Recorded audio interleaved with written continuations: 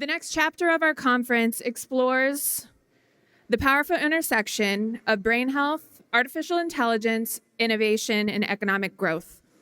Throughout the afternoon, we'll hear from leaders who are advancing human performance, translating neuroscience discoveries into real-world solutions, leveraging AI to accelerate biotechnology, driving investment in brain-focused innovation, and developing scalable therapeutics that can improve cognitive health and human flourishing. To begin, it is my pleasure to introduce our keynote speaker, Diallo Wallace. In his presentation, Reaching Mars, Brain Health Under High Cognitive Load, Diallo examines the critical role of cognitive performance and psychological resilience in high-stakes operational environments.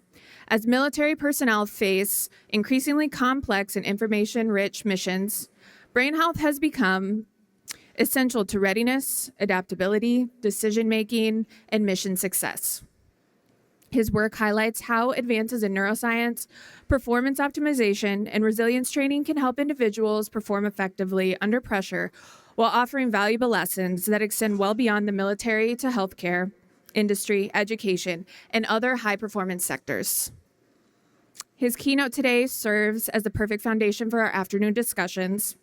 If brain health is essential for readiness, resilience, and performance, then advancing brain health through innovation, entrepreneurship, AI, and investment becomes critical not only for national security, but for the future of healthcare, workforce development, and economic prosperity. Diallo Wallace is a naval aviator, aerospace engineering duty officer, educator, researcher, founder of TESA, the Engineering and Science Academy, and retired Navy lieutenant commander. He has served in the Department of Aerospace Engineering at the U.S. Naval Academy, where he teaches aeronautics, astronautics, and programming while mentoring future military aviators. He holds master's degrees in astronautical engineering and project management, and is currently pursuing a PhD in engineering education at Purdue University. His research consists of brain cognition in space analog environments, and as a NASA Airborne Astronomy Ambassador, he has flown aboard the Sophia 747 and is deeply committed to STEM education, curriculum development, and inspiring the next generation of scientists and engineers. Please join me in welcoming Diallo Wallace to the stage.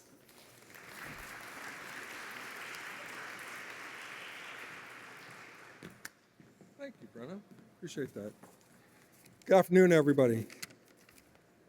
Oh, it's definitely after lunch. So as Mr. Wirtz notes, after lunch, being military guys, they tell us you better be either funnier or faster. So I'll try and combine both here. Everything. First of all, I want to say thank you to Dr. Reiser and Dr. Gupta for having me. I don't know where they're at, but really appreciate this opportunity, and also for Ms. Knott to have me here. Let's see. Oops.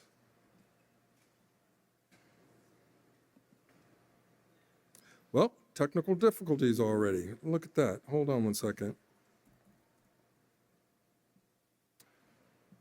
It looks like the internet went out on me. So as Navy guy, adapt and overcome. So give me 20 seconds.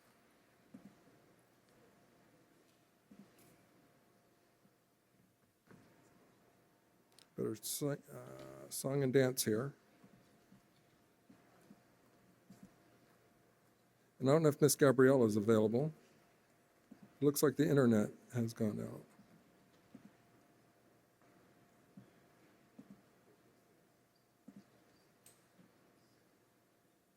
Okay, here we go. Apologize. Maybe since I was a guest, that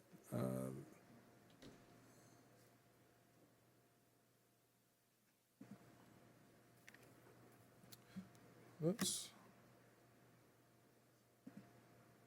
Sorry. Well, it's getting even uglier. Give me 1 second. Apologies about that, folks. It looks like since I was a guest, after a while it timed out or kicked me off, so I don't log back in.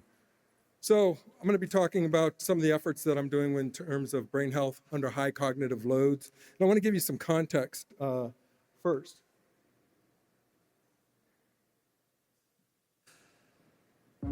Mars, our neighboring planet, often feels tantalizingly close in the vastness of space. But the distance to the red planet is far from straightforward. At its closest recorded approach, Mars is just 34.8 million miles away. At its farthest, an unthinkable 250 million miles, separated by the fiery heart of our solar system. On average, Earth and Mars are 140 million miles apart. Traveling at the speed of light, 186,282 miles per second, a signal from Mars reaches Earth in mere moments. At its closest, light takes just over 3 minutes to make the journey. But at its farthest, that same signal takes almost 22 and a half minutes to cross the void. Even light. So to give you that context, and they've just shown, with Jared Isaacman and the NASA team, humans are going to be going to the red planet. And you have to think about, hey, the cognitive loading that it's going to take to go those distances for that amount of time, interfacing with other human beings in a very closed compartment. You're going to have boredom. You're going to have anxiety, stress, physical degradation. As Colonel Wirtz talked about, the brain, the body changes in space. And so how is this going to affect crew working, crew interconnections, and also mission accomplishment over this very, very long mission? And that's what I'm doing with others here, simulating some of that through what's called analog missions. Okay. So again, I'm Diallo Wallace, call sign D-Man, and just a little bit about myself. Flew helicopters for the Navy, SH-60 Bravos, anti-submarine warfare. For some of us of a certain age, we remember Captain Ramius, and that was my job to hunt Captain Ramius out there. Also, I'm a credentialed teacher at the K-12 space, teaching engineering to high schoolers and middle schoolers in Maryland and in California. Very proud of that fact. And that was me flying on the 747, so NASA's SOFIA flying telescope. Also, I do analog missions, as I mentioned, testing spacesuits. This is at University of North Dakota, where we're simulating the SOPs, if you will, to try on being the lunar surface and for the Martian surface and testing out the spacesuits. I'm a very proud member of the Space Camp Hall of Fame from last year. I was very, very much gifted with that. Colonel Wirtz, one of your colleagues is up there, Hoot Gibson, four-time space shuttle astronaut in the very back. Actually, Jared Isaacman's also a Hall of Famer, so I'm very proud of that picture from last year. A little bit about my background. I'm currently completing my PhD in engineering education at Purdue. Next year I defend on the 17th, so please, all you smart PhDs, send your positive energy to me on the 17th. It has been a long haul, and I'm ready. I am ready.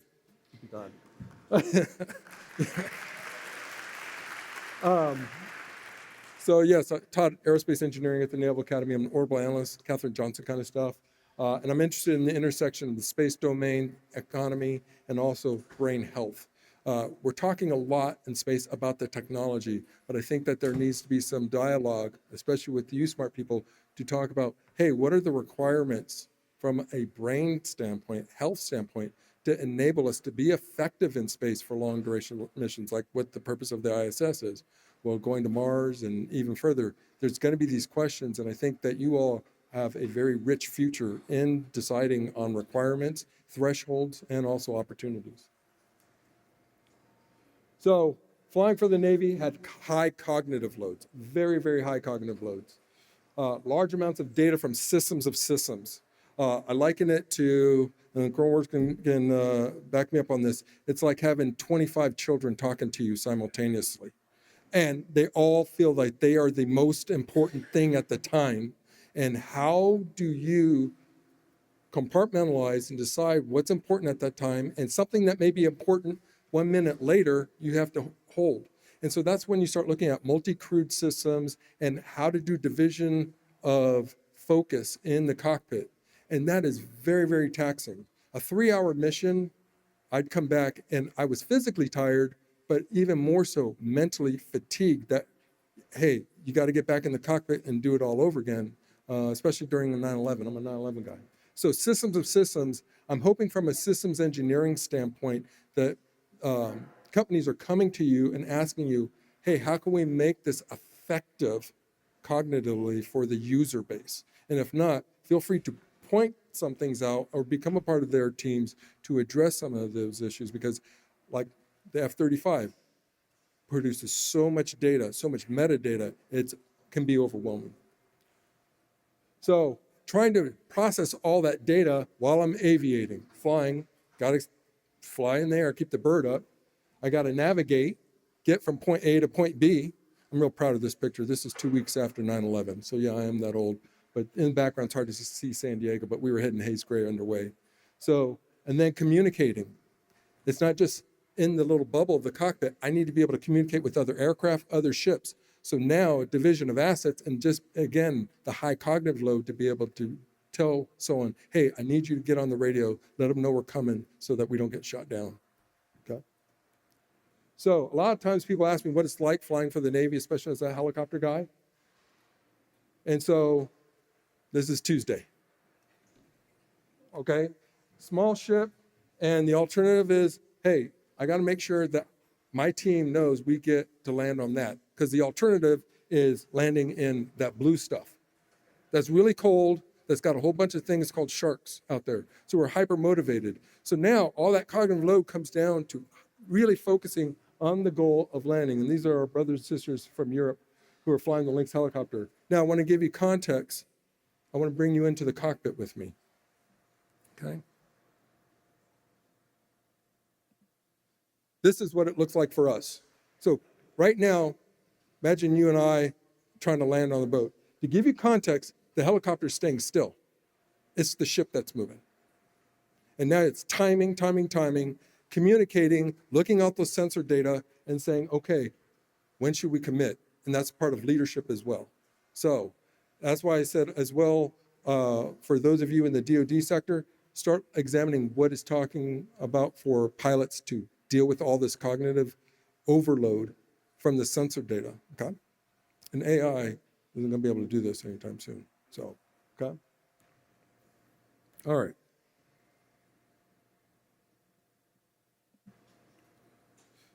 So this picture I put up here. I'm gonna grab a microphone. Test. I'm gonna grab a microphone. I tend to be pretty shy in Demir, so. This was on the way back after 9/11. We had been gone for a long time, lots of flying, lots of back-to-back mental fatigue. And I have to say that 9/11 pushed the limits for high cognitive loading. Back-to-back missions. One of the guys that we deployed with broke his shoulder, so we were doing double bags, sir. So instead of 3-hour missions, we were doing 6-hour missions each day, and it was just tough. It was tough. So this is another area of exploration I think that some people should take an interest in seeing what the effects of the 9/11 generation of warriors have experienced. Is there anything related to maybe the onset of Alzheimer's and other things? So all of that led up to what I was able to do and leverage for this mission. Last summer, I was able to do a Mars analog mission in the northern Canadian area. I was mission commander, and it was tough. It was probably one of the toughest things I did, and I want to tell you a little bit about it here. So we were up at Devon Island with the Flashline Mars analog site, exploring the 32-million-year-old impact crater there, the Houghton impact crater. We were exploring the rock, the fauna and flora, and water from the rim to the center, simulating being on Mars. That island is an analog for Mars in its quote-unquote summertime. It was really warm. It was 3 degrees C. So it was warm there, okay? Real high latitude, and we'll talk about what being at that high latitude does to you cognitively, okay? So here I am in front of the house there, and mission commander trying to leverage all the leadership and all of that high cognitive loading from flying helicopters for the military to build the team cohesion, okay? A lot of varied backgrounds, a lot of interactions with folks, and we were gonna be in this high stress environment, okay? And trying to maintain my own individual PMA, okay? If you're not familiar with PMA, positive mental attitude. Being able to get the thing done, knowing you can do it, and have that self-efficacy that you can do it. But I just couldn't be an isolationist. because I'm mission commander. I got to account for my team and make sure that their PMA is high, or if it's low, how is it going to affect what we're trying to do that day, okay? And then focusing on the mission. Again, how do we get the mission with the team focusing on what their individual roles are and what they need to be able to do? And interesting enough, took a A380 out of Baltimore, and the further north we got, the planes were getting smaller and smaller and smaller until we got to Devon Island on this thing. And they wouldn't let me get any stick time, but I did ask. You know, as I tell them, my midshipman, closed mouth does not get fed, but they said no. And Dr. Stefan Barrage is doing a lot of brain health research in collaboration with me, and he was on my mission. I was really proud to participate in what he was doing. So we were the Amaruks, the big wolf in the Inuit culture, and that's our mission patch. I want to showcase some of the things that we were doing. So this is the terrain right there on Devon Island. It looks eerily similar, as I said, as an analog from Mars, okay? Now, under these high cognitive loadings and fatigue and sleep, we were doing brain measurement, collecting all that data from all of us just so we could measure how we were performing going out on that terrain by foot, and then by vehicle, which does have a different focus of energy. And then with the different terrain and also addressing risk. If I can make a plea to you all from a brain health standpoint, if you can specialize in the areas or do analysis on risk, what are the risks to doing things cognitively? People can get so mission focused and so mission oriented, they can sometimes forget about the associated risk. So, as I mentioned, Stefan, he had a system where we had loved ones made avatars for us to up and down regulate during these high missions. And then sometimes afterwards, how do we come down off that high to regulate what we were needing to do? So he made avatars of our family members or loved ones, and we did it before a mission to get pumped up, or afterwards to be able to sleep to regulate down. Okay? Now, I talked about being at the high latitude. We were 75 degrees latitude. And that's a big deal. Big, big deal. For me, I like my sleep, but in the Navy, we didn't get a lot of it. At 75 degrees north, daylight becomes a factor. To give you context, this picture is taken at 2:30 in the morning. The sun during this time of year doesn't set. It just makes a big circle in the sky. And people say that shouldn't be a big deal. It absolutely does because of our circadian rhythms, which affect our brain health. So we'd have to get into night mode, close out the portholes. I had to sleep with a night mask. But still, there was that fatigue factor getting up and seeing the sun exactly how it was with its illuminating. Okay? And then the external factors and risk. These are the owners of the island. We were just renting. And thank goodness they were out at the beach fattening up for the winter. But this is a baby that stands about 6 foot. Full one's about 10 foot. And whoever's done the marketing for polar bears, like, with, wintertime and Christmas, no, these are not friendly and they are very aggressive. So we had to factor that as well. Cognitively having to deal with my team, their high PMA, but also keeping our heads on a swivel for external factors, such as this, and the terrain, and hey, are we going to be able to get the mission done? So, weather as well. It would snow very heavily and then get sunny, snow really heavily, and how did that play into a factor with now the environment is changing so rapidly temperature-wise, you have to process that from a cognitive sense, okay? So it took me about 3 weeks to recover. I was so mentally fatigued after this, playing mama bear, if you will, for my team, but also getting things done and focusing on the data, the science, and the mission. And I'm very proud of what we were able to do. And we're going to be going back next summer, and I'm looking to collaborate with anyone who's interested in getting some data from our team. But it was really, really a high cognitive load time. Came back, and physically, I recovered in about a week. But 3 weeks mentally, it was just hard. Sleep-wise and processing-wise of, hey, how long should I put this burrito in the microwave for? I had to think about that stuff actively and deliberately, okay? So So I have this QR code up there, and I'm making a plea to anyone who's interested in maybe doing some collaborative research. So low pressure operations, that's barometric chamber. I've talked about, hey, what's the effects on your cognitive load when pressure is low? For the Colonel and I, this is hypoxia type of situations. And hey, what if you get hypoxic and you really, no kidding, have to make a command decision in a short amount of time? Is there some threshold that needs to be done or some automation to come into play? Okay. Also, Arctic spacesuit operations. Hey, you're constrained in movement. I'm interested to find out, hey, what is the brain doing when you're constrained in movement and can't reach down to get that rock? There's worth and value in that. Also, multiple member missions to see about, hey, now you've got nodes, what I call nodes, different brains doing different things cognitively, and how are they interacting? And that becomes a systems of systems as well. And then spacesuit operations as well as just being able to collect data. And then high-speed, low-mobility operations. We're getting faster and faster, and people are wearing these suits, but their brain and what their body can do are two different things. Just to be able to reach the stick or throttle or push this sensor or automate, that can set up sometimes fatigue or frustration, again, a human systems engineering standpoint, which originates with the brain health. And what I asked a girl earlier is like, hey, should there be a screening process or an analysis of what makes a good pilot and what are some of the areas that pilots could identify as they're having gaps cognitively that they could actively work on? Because again, we're trying to get to Mars and we're simulating that here. So if anyone's got any interest in doing some collaboration or shared research, please, I've got that QR code, and thank you very much for having me here. Again, Dr. Reiser and Dr. Gupta. Take care. Hope you all enjoyed this.